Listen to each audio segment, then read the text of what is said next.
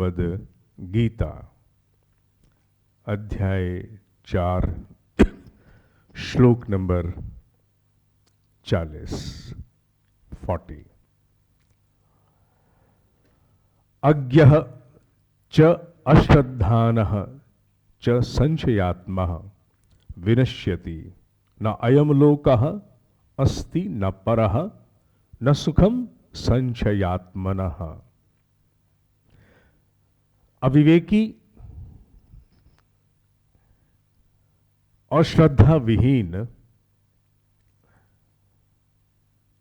संशय युक्त व्यक्ति का नाश हो जाता है। उसे ना तो इस लोक में और ना ही उस लोक में सुख की प्राप्ति होती है। यहां समझने के लायक बड़ा गंभीर तथ्य है जिसके कुछ पक्ष हैं जो जानने आवश्यक हैं। 3 बातें उस विषय में कही गई हैं जो मनुष्य की प्रगति के बहुत बड़े बंधन हैं, मनुष्य की असफलता के बहुत बड़े कारण हैं। और वो तीनों के तीनों कारण उसकी असफलता सुनिश्चित करते हैं। और केवल इस लोक में नहीं, उस अनदेखे अनजाने लोक में भी। ऋषि बहुत बड़ी बात कर गया। ये कुछ ऐसे 3 नियमों की चर्चा कर गया जो इस जगत में भी और उस जगत में भी प्रभावी हैं। सामान्यतः अगर ग्रेविटी पृथ्वी की कक्षा में प्रभावी है तो पृथ्वी से ऊपर जाने के उपरांत ग्रेविटी अर्थात गुरुत्वाकर्षण प्रभावी नहीं है। पर ऋषि ने यहां पर ऐसे 3 मूल कारणों की चर्चा की है जो मनुष्य की प्रगति के, उसकी आत्मिक प्रगति के, उसकी लौकिक प्रगति के, लौकिक प्रगति अर्थात इन द मटेरियल वर्ल्ड, इस जनजीवन, सामान्य जनजीवन में भी उसकी प्रगति को रोकते हैं। और वो 3 कारण कौन से हैं, इसका उल्लेख उन्होंने बहुत सुंदर रूप से किया है। इन तीनों को जानना जरूरी है और उसके उपरांत सुख शब्द को भी जानना आवश्यक है। 3 कारणों में पहला कारण है जिसे उन्होंने अज्ञ कहा है। अज्ञ का तात्पर्य यहां पर अविवेकी है, one who is not wise, जिसके पास विजडम नहीं है, इंफॉर्मेशन नहीं, केवल इनपुट्स ऑफ नॉलेज नहीं, विजडम। क्योंकि सूचनाएं और जानकारियां तो बहुत लोगों के पास हैं। कंप्यूटर की भांति बहुत लोगों का दिमाग काम करता है। एक क्षण में हजारों विचारों की परिकल्पना करना, खंगालना और उसको प्रोसेस करके कुछ निष्कर्ष निकालना, यह बहुत लोगों को बहुत अच्छे रूप से आता है। वकीलों को उसी श्रेणी में माना जाता है।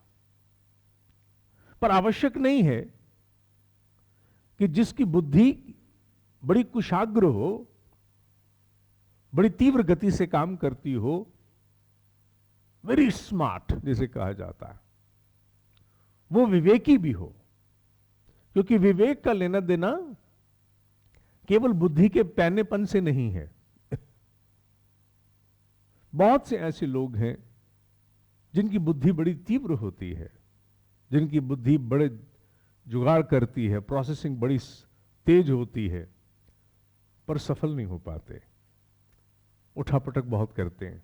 उसके स्थान पर वो लोग अधिक सफलता प्राप्त कर लेते हैं जिनकी भले ही बुद्धि औसत स्तर पर काम करती हो, पर जिनके भीतर स्पष्टता है, क्लैरिटी है, जो अपने विषयों के बारे में क्लियर है, भले वो उस व्यक्ति के अनुपात में in comparison to that person जिसकी बुद्धि बहुत तेज फैक्ट्स और इंफॉर्मेशन को प्रोसेस करती है, वो स्लो हो भले ही, पर अगर उसको क्लैरिटी है तो अपने हिस्से की क्लैरिटी से वो अधिक सफल हो सकता है।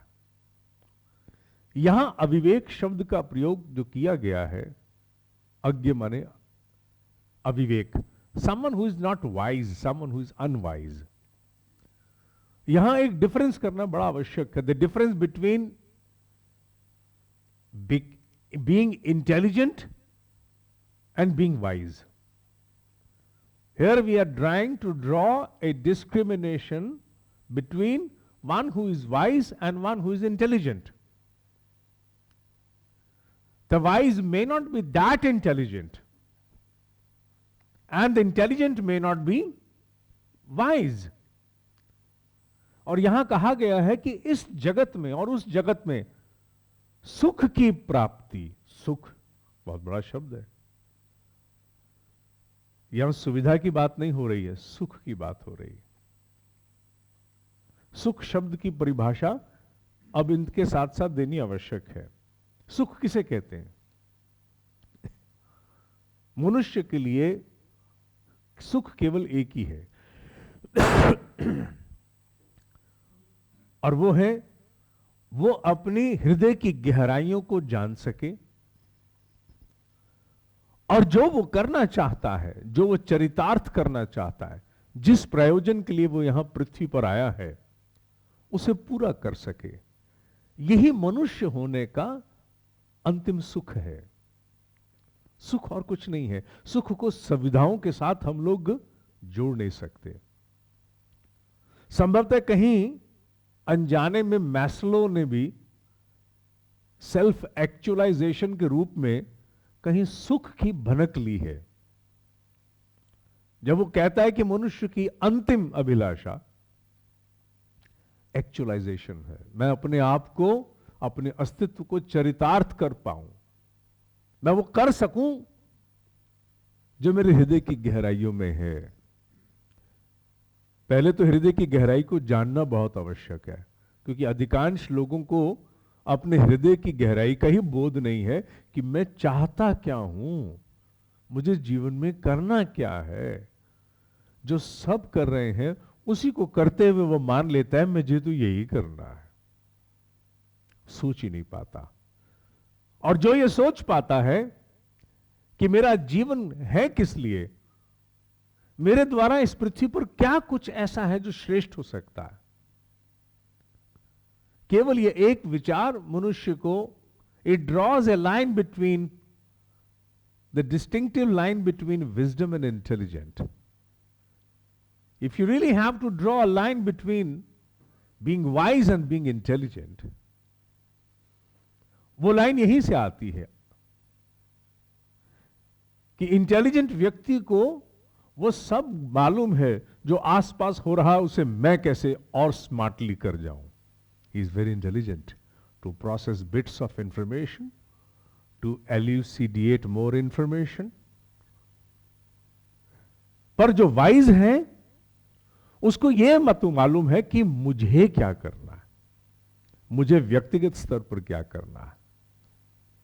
तो यहां इस श्लोक में उन्होंने कहा है कि जो अविवेकी है, जो अश्रद्धालु है, जो संशय के अंतर्गत है, उसे सुख प्राप्त नहीं होगा। और सुख की परिभाषा जैसे ही हमें होती है, हमें पता लग जाता है कि ऋषि कहना क्या चाहता है। इसलिए जब भी सुख शब्द की परिभाषा हो, उसे कभी भी सुविधा के साथ मत जोड़ देना।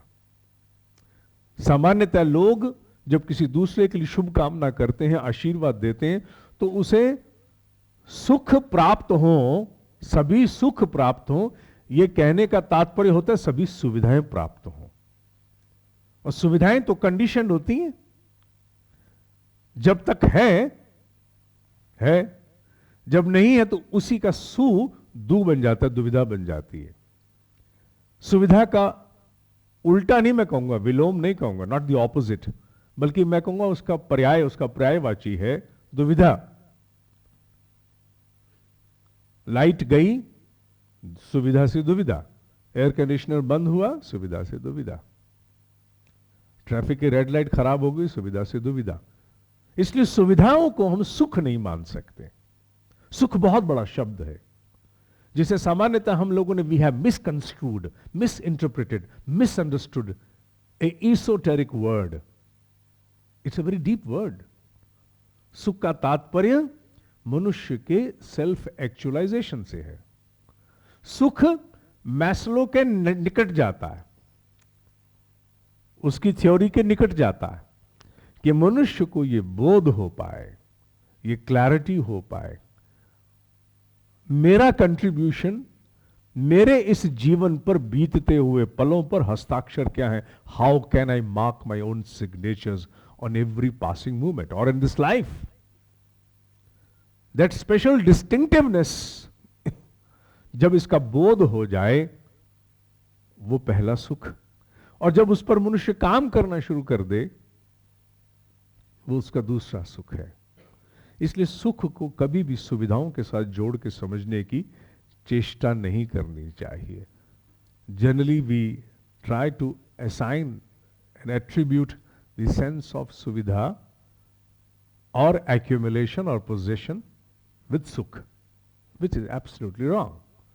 सुख बहुत बड़ा शब्द है। मनुष्य होने का सुख प्राप्त होना, कि हां मैं मनुष्य हूं, I am a human being, और मैं मनुष्य हूं इसलिए मुझे मालूम है कि मैं बाकी सबसे कैसे अलग हूं, कैसे श्रेष्ठ हूं, मेरी ज्यादा रिस्पॉन्सिबिलिटीज क्या हैं, और एक व्यक्ति होने के नाते मेरी व्यक्तिगत पिपासा क्या है, मेरी क्वेस्ट क्या है, और मुझे क्या करना चाहिए। ये बोध जब हो जाए तो वो सुख है। Now this is what draws a distinctive line between being intelligent and being wise. Wise may not be that intelligent. His processing capability of informations and inputs may not be that fast. He may be slightly slow. पर wise जो विवेकी है, उसके पास पूर्ण स्पष्टता होती है और उसे वो बोध होता है जो उसे करना चाहिए। और जिस व्यक्ति को ये बोध होता है, स्पष्टता होती है, क्लैरिटी है कि मेरे जीवन का उद्देश्य क्या है और मुझे जीवन का जो उद्देश्य मैं कर भी पा रहा हूं, ये विवेकी होने का पहला सुख है। और ऋषि ने यहां बहुत बड़े शब्द का प्रयोग किया कि जो विवेकी है उसे यहां भी सुख है, उसे वहां भी सुख है। उसने बहुत बड़ी बात की। क्यों? यह घोषणा उसने शब्दों में की है उन लोगों के लिए, माने आपके और मेरे लिए, जिनको केवल ये लोक का तो ज्ञान है, उस लोक का तो हमें ज्ञान नहीं है ना, सुनी सुनाई बातें। None of us can claim कि we know all about that unseen dimension. None of us can claim. हम सुनते हैं, तो ऋषि ने कहा कि जो तुम सुनते हो उस अनदेखे अनजाने जगत में भी अविवेक दुख का कारण है, नॉट ओनली दिस वर्ल्ड। और हम देख रहे हैं कि धीरे धीरे विवेकी लोग धीरे धीरे विश्व में प्रगति प्राप्त करते चले जा रहे हैं। जैसे जैसे विश्व करवट बदल रहा है, जैसे जैसे विश्व करवट बदल रहा है, विवेकी व्यक्ति की मांग, विवेकी व्यक्ति का स्थान धीरे धीरे, अभी समय लग रहा है, अभी समय लग रहा है। The intelligent are being left behind. उतना नहीं अभी भी तथाकथित so-called intelligent people are leading in various walks of life. But gradually they are going to lose the race.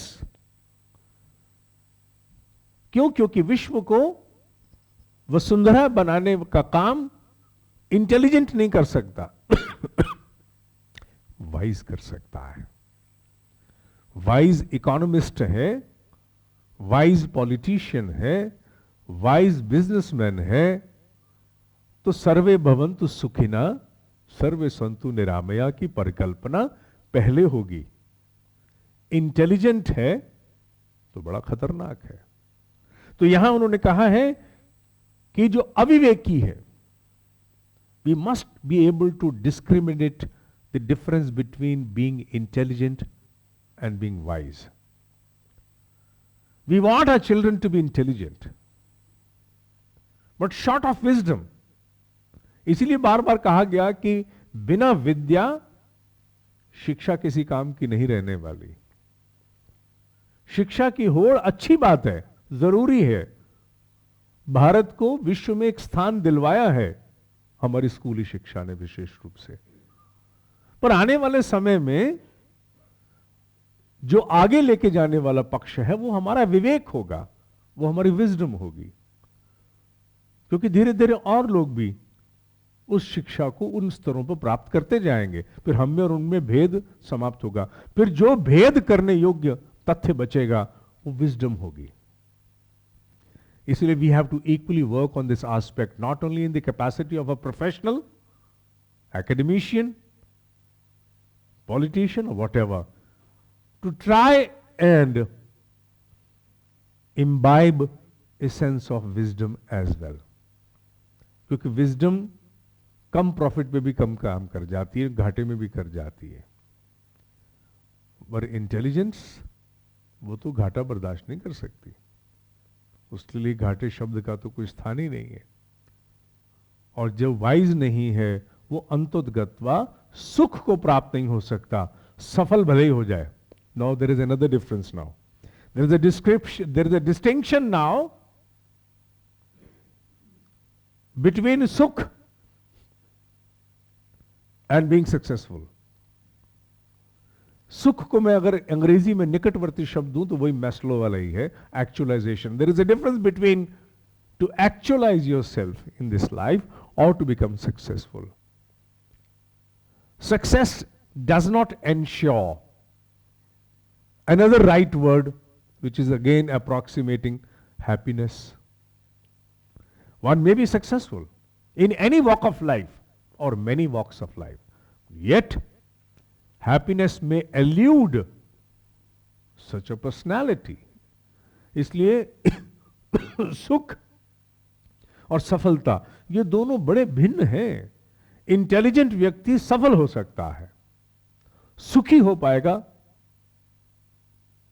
अविवेकी व्यक्ति असफल हो सकता है। पर सुख की तो गारंटी है।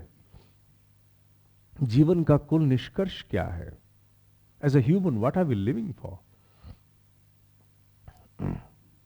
आफ्टर, अगर छोटी छोटी बातों से हम देखें तो जीवन के तथ्य अब सामने आने शुरू हो जाते हैं।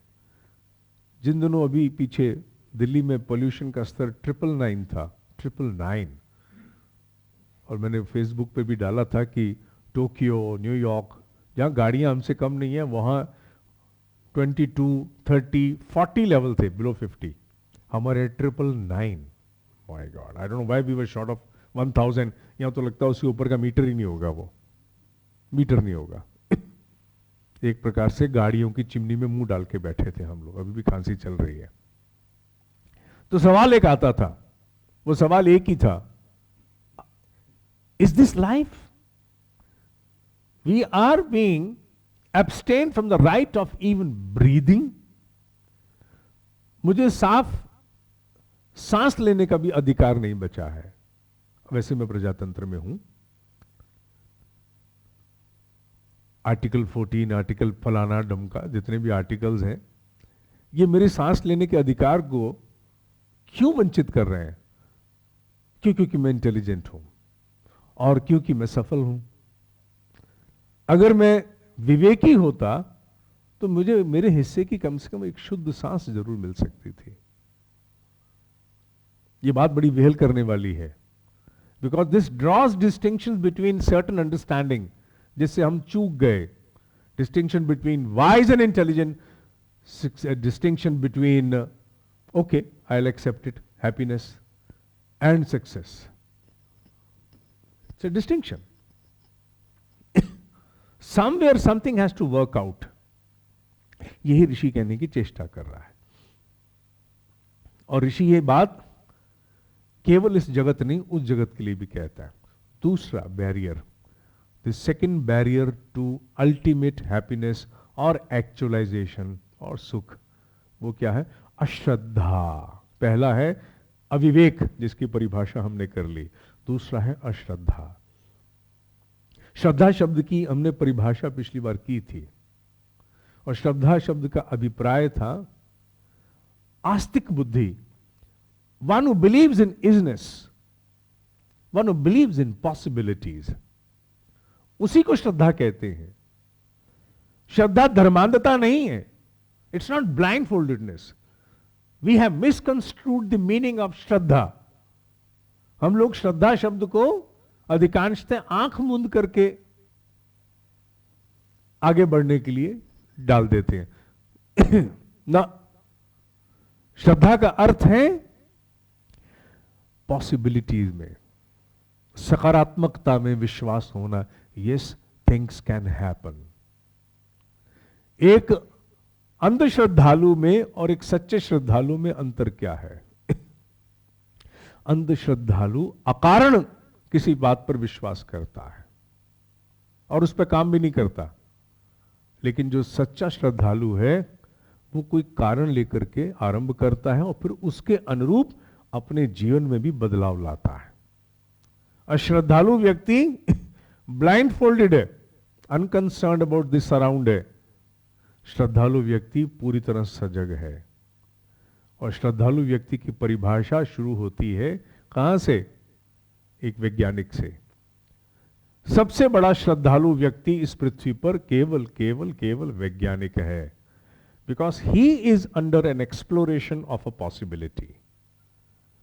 और उसको मालूम है और वो अपने जीवन में तदनुरूप बदलाव भी लाता है.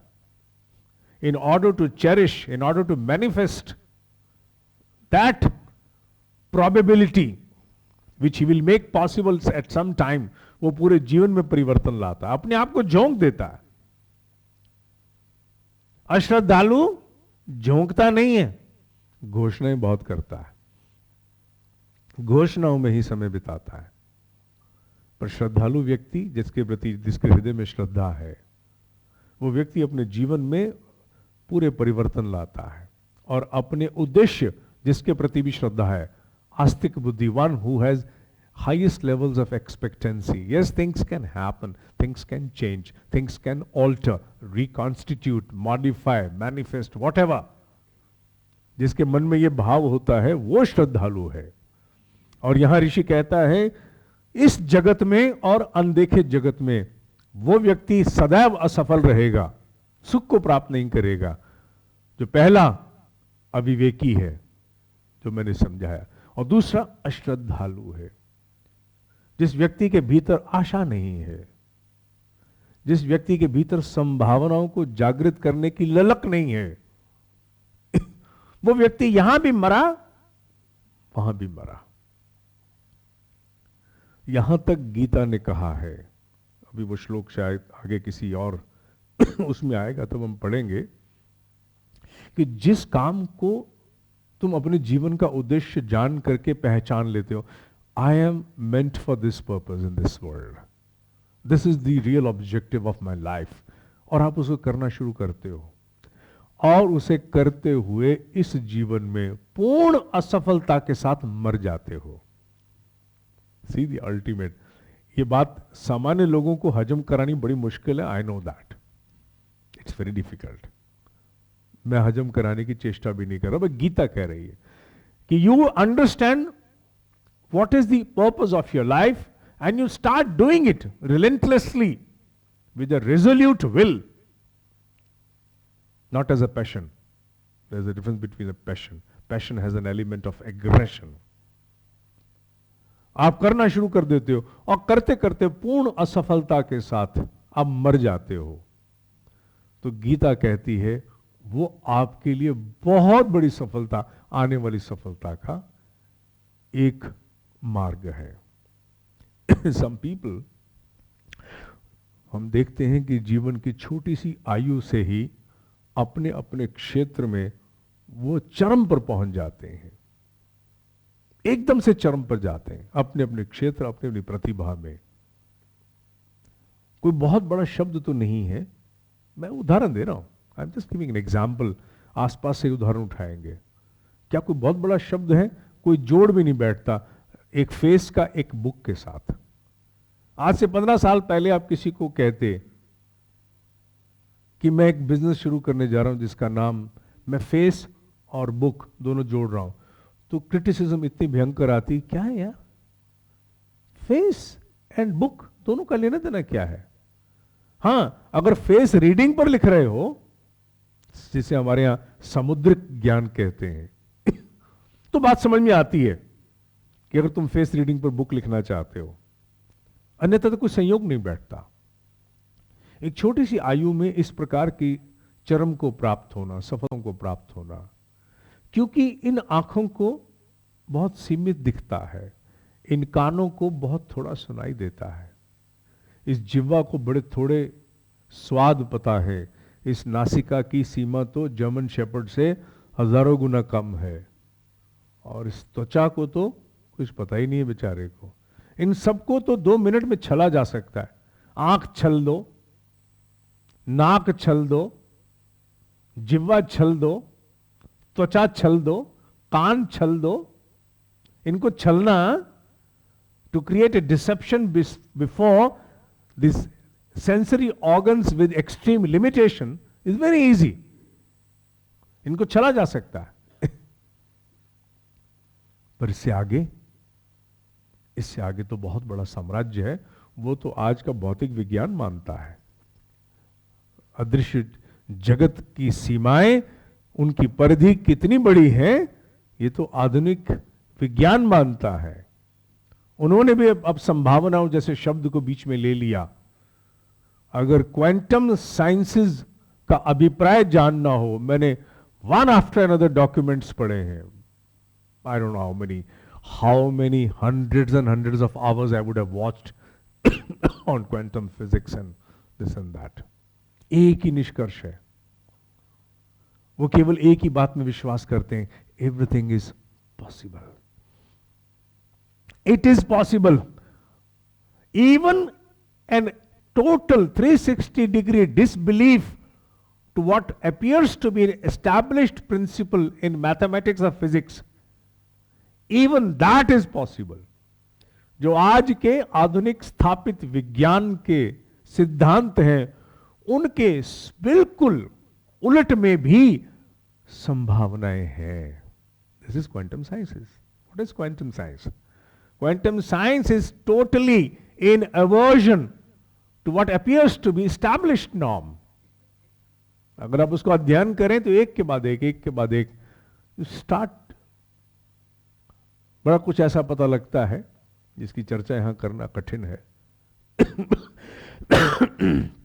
बस दिमाग हिल जाता है कि दिखने वाली दुनिया, पढ़े गए सिद्धांत बस आने वाले काल में पलटे जाएंगे।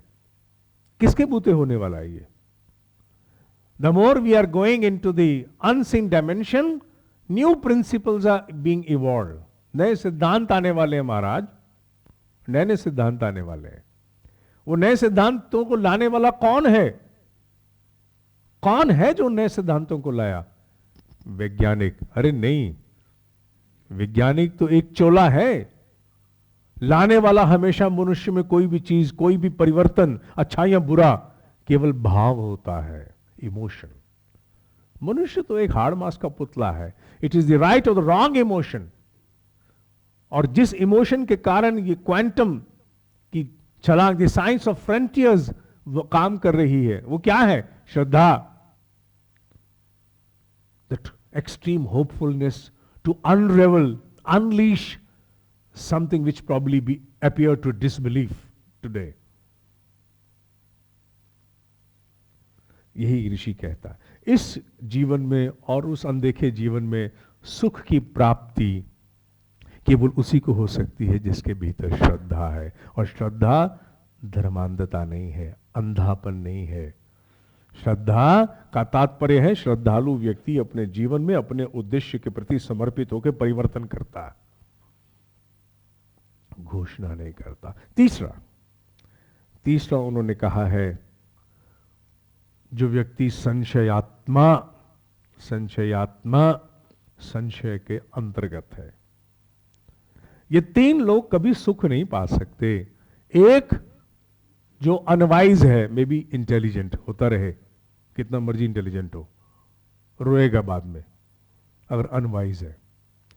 कोई व्यक्ति जो अश्रद्धालु है, होपफुलनेस में, पॉजिटिविटी में, एक्सप्लोरेशन में बिलीव नहीं करता। और तीसरा संशयात्मा। तीनों जुड़े हुए एक दूसरे से गुथे हुए। संशयात्मा, संशय किसे कहते हैं? संशय उसे कहते हैं, इसका सबसे अच्छा अनुवाद है द द अनसेटल्ड माइंड। जो बुद्धि स्थिर नहीं है वो संशय युक्त होती है, क्योंकि संशय युक्त व्यक्ति के एक पल में 100 विकल्प होते हैं, वो कहीं टिक ही नहीं पाता। और संशय वस्तुतः मनुष्य को बाहर किसी पर नहीं होता, जो होता है भीतर होता है। All disbelief is inside. मनुष्य की जो अनसेटल्ड स्टेट ऑफ माइंड है वो भीतर है, बाहर नहीं है, मनुष्य के भीतर है। और ये अनसेटल्ड स्टेट ऑफ माइंड किसका परिणाम है? उसी के जिसका पहले उल्लेख किया गया है, शॉर्ट ऑफ क्लैरिटी। क्लैरिटी का अभाव, स्पष्टता का अभाव, स्पष्टता का अभाव। जिसके जीवन में उसके जीवन के विषयों के प्रति स्पष्टता नहीं है वो संशय में रहेगा। हम लोग जीवन में बहुत से विषयों पर काम करते हैं पर संशय पर काम नहीं करते। We don't try to work on clarity on several subjects of our life. Thickly we move, मोटा माटी क्लैरिटी में नहीं जाते, क्लैरिटी पर नहीं जाते। क्लैरिटी पर जाने वाले व्यक्ति धीरे धीरे उनमें श्रद्धा का जन्म होता है। श्रद्धा का जन्म होता है पॉसिबिलिटी एंड प्रोबेबिलिटीज का एक्सप्लोरेशन का, और ऐसे श्रद्धालु व्यक्ति स्वतः ही विवेक को भी प्राप्त हो जाते हैं। तीनों आपस में गुथे हुए हैं। इसलिए सबसे पहले अगर काम करना चाहिए तो काम क्लैरिटी पर करना चाहिए, ताकि संशयात्मा अंग्रेजी में इसका सबसे उपयुक्त शब्द है सेल्फ डाउट। अपने ऊपर ही संशय होता है मनुष्य को, अपने ऊपर के संशय को लोगों पे इस पे उस पे हम डालते हैं। इसे क्लैरिटी होना आवश्यक है। जैसे जैसे मनुष्य की क्लैरिटी बढ़ती जाती है, स्पष्टता बढ़ती जाती है जीवन के समूचे विषयों के प्रति, वैसे वैसे मनुष्य आगे बढ़ता जाता है। उसको धोखा देने वाले भी फिर कम मिलते हैं। क्योंकि अगर आप संशय में रहेंगे तो संशय में छितराई हुई बुद्धि से आप गलत निर्णय भी ले सकते हो, बट स्पष्ट बुद्धि से आप सही निर्णय भी ले सकते हो। इसलिए क्लैरिटी पर काम करना बड़ा जरूरी है। और क्लैरिटी पर काम करने का तरीका ये की है, जो जीवन के महत्वपूर्ण विषय हैं उन पर अपने आप को और स्पष्ट करना। और स्पष्ट करने का तरीका हमारे यहां बताया गया है, सिखाया गया है। विचारों की मूर्तियां बनाओ, विचारों की प्रतिमाएं बनाओ। क्योंकि जितनी भी मूर्तियां बनी वो उन ऋषियों ने बनाई ये सोच करके, now I must personify, I must detail into some graphical representation my abstract observations. उनको मैं कैसे अब मूर्त रूप दूं? तो उन्होंने प्रतिमाओं की रचना तदनुरूप करनी शुरू कर दी। It was detailing of some abstract understanding. उसे मूर्त रूप किया उन्होंने। तो मनुष्य में स्पष्टता लाने का सबसे अच्छा तरीका है अपने विचारों की मूर्ति बनाओ, माने लिखना शुरू करो। मूर्ति बनाना माने टू स्टार्ट राइटिंग डाउन। आप अपने विषय में, अपने जीवन के महत्वपूर्ण विषयों के बारे में क्या सोचते हो, क्या भाव रखते हो, क्या करना चाहते हो, उसको लिखना शुरू करो। जब आप कोई चीज अपने भीतर की खिचड़ी को लिखने की चेष्टा करते हो तो आधी नानी वहीं मर जाती है, ऊल जलूल तो खत्म होना शुरू हो जाता है काफी हद तक। और फिर जब लिखना शुरू करते हो, अपने लिखे हुए को पढ़ते हो, तो आपके भीतर स्वगुरु जागता है। बाहर से किसी की आवश्यकता कम रह जाती है, होती है कम रह जाती है। धीरे धीरे क्लैरिटी आनी शुरू होती है। मन में अवस्थित खिचड़ियों को स्पष्टता देने का इससे सुंदर तरीका और कोई नहीं है।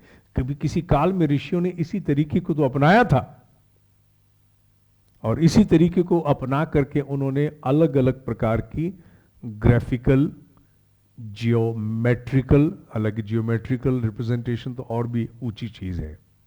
उन्होंने अनेकों विधियां ली, रंगों को जुटाया, आकृतियों को जुटाया, प्रकृति को जुटाया, एक भाव देने के लिए, एक भाव को स्पष्ट करने के लिए। इसलिए संशय आत्मा माने सेल्फ डाउट को दूर करने का तरीका है कि मनुष्य स्पष्टता को लाए, क्लैरिटी को लाए। उस क्लैरिटी, क्योंकि जिसके पास जीवन के विषयों की क्लैरिटी आ गई ना, वो तो वाकई बड़ा सुखी व्यक्ति है। क्योंकि वो अगर असफल भी हो रहा होगा, उसकी कोई नहीं भी सुन रहा होगा, तो भी उसको ये विश्वास होगा मैं पृथ्वी पर पेपरवेट नहीं हूं, मेरा होना जरूरी है, मैं ठीक सोच रहा हूं। जिसको स्पष्टता है, इसलिए स्पष्टता बड़ी आवश्यक है। Clarity is very important. इस क्लैरिटी के चक्कर में आजकल दुनिया में अनेकों और उपकरण भी शुरू किए लोगों ने, अलग अलग तरह के। आधुनिक परिवेश में पिछले 15-20 साल से माइंड मैपिंग इत्यादि चल रही है। माइंड मैपिंग जैसी एक्सरसाइजेज खूब लोग करने की चेष्टा कर रहे हैं। 15-20 साल, 2-1 दशकों से हो रहा है। किस लिए? क्लैरिटी के लिए। और किसके लिए? अर्थात मनुष्य अपने मस्तिष्क के विचारों को, धारणाओं को व्यवस्था दे, ऑर्गेनाइज करे। जो कुछ है, हाँ वो सब उसको व्यवस्था दे, ऑर्गेनाइज करे। देख तो लो कितना कचरा अंदर है। The moment you start writing, you understand, oh my god, I am not clear. इसी के लिए हमारे वेदों ने अपनी मां, the mother of the Vedas, उस प्रार्थना को बना दिया, गायत्री महामंत्र, जो क्या मांगता है? Clarity, clarity, clarity. धियो यो नः प्रचोदयात्। क्लैरिटी मांगता है भाई, और कुछ नहीं मांगता है। It is only asking but clarity. धी यो यो नः प्रचोदयात्, बुद्धि जो हमारी प्रेरित करे, ड्राइव करे। काहे से? क्लैरिटी से। क्योंकि उसकी परिभाषा पहले दे दी गई ना, तत् सवितुर्वरेण्यम, I accept you as light. Light माने टू डिस्पेल डार्कनेस, भीतर के अंधकार को दूर करे। तत् सवितुर्वरेण्यम भर्गो देवस्य धीमहि, आओ। और आकर के वो सारी इंप्योरिटी मेरे विचारों की, मेरी धारणाओं की, मेरी कल्पनाओं की, मेरी कामनाओं की, उसको पूरी तरह से भस्मीभूत कर दो। Turn it into ashes. एक प्रकार से उन्होंने ईश्वर की शक्ति को, दे हैव इन अ वे, उन्होंने इंसिनरेटर की तरह मांग लिया, जो भस्म कर देता है सब कुछ। भस्म कर दो, ताकि मेरी बुद्धि को तुम फिर ड्राइव कर सको। The inputs of intuition are then observed at my end. क्योंकि इंटेलिजेंट आदमी के साथ इंट्यूशन का संबंध नहीं होता। उसके अपनी बुद्धि की खिचड़ी इतनी पक रही होती है कि ईश्वर की स्फुरना उसे सुनाई भी नहीं पड़ती। लेकिन वाइज व्यक्ति को इनपुट्स ऑफ इंट्यूटिव इंटेलिजेंस, जिसे आजकल लोगों ने संबोधित करना शुरू किया, हम स्फुरना कहते हैं, वो उसे अनुभव में आती है, वो उसे सुन पाता है। और जो व्यक्ति इन तीनों बंधनों के साथ काम कर सकता है, जो व्यक्ति अपने अविवेक के साथ काम करता है, अपने भीतर की अश्रद्धा पे काम करता है, अपने भीतर की संशय पे काम करता है, वो इस जगत और उस जगत में सफल हो जाता है। और इस काम को करने का तरीका शुरुआत क्लैरिटी से ही होता है, क्लैरिटी से होता है, क्लैरिटी से होता है। डीपीआई जैसा कार्यक्रम, जो डिकैगनल प्रोडक्टिविटी बाय इंडियन विजडम, जो सृजन के अंतर्गत हमने आयोजित किया था, वो क्या था? इसी क्लैरिटी को लाने की चेष्टाएं थी। वो ठीक है कि जब मनुष्य को अपने जीवन में क्लैरिटी लानी होती है, तो टूल्स एंड इंस्ट्रूमेंट्स, उपकरण हम यहीं से उठाते हैं ना, कि ऐसे ऐसे ऐसे करो, ऐसे ऐसे करो, स्पष्टता आनी शुरू हो जाएगी। तो ऋषि ने ऑब्जेक्टिव लेवल पर इसको कहा। मैं इस श्लोक को पुनः एक बार पढ़ लेता हूं। अज्ञः च अश्रद्धानः, जो अविवेकी है, अश्रद्ध माने जिसमें श्रद्धा नहीं है, जो पॉजिटिव अस्थि मानस का नहीं है।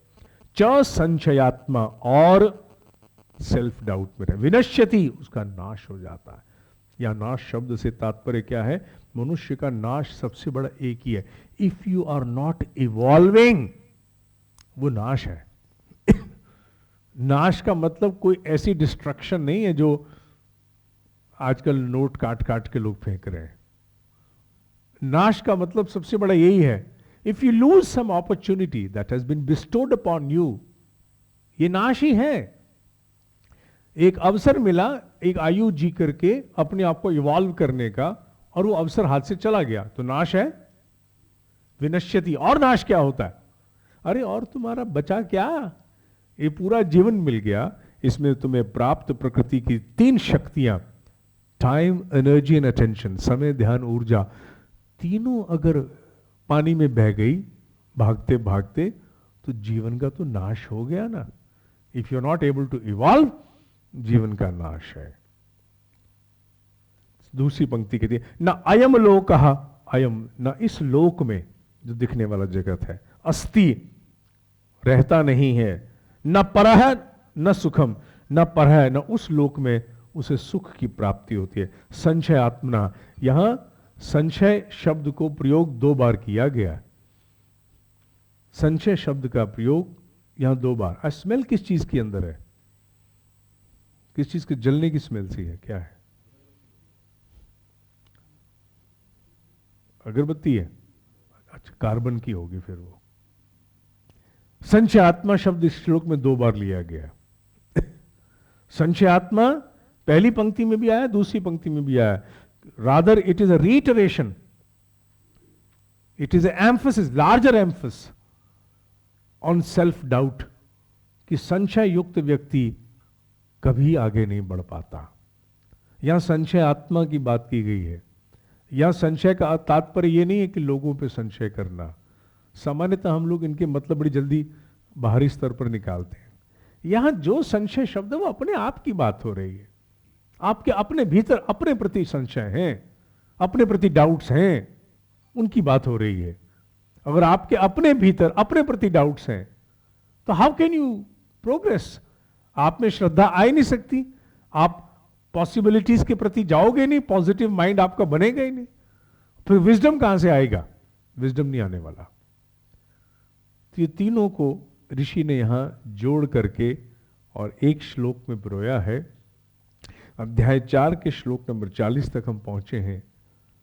अब इसके बाद केवल 2 श्लोक बचे हैं, उसके उपरांत अध्याय 5 आरंभ होगा अपनी नई रीति नीति के साथ।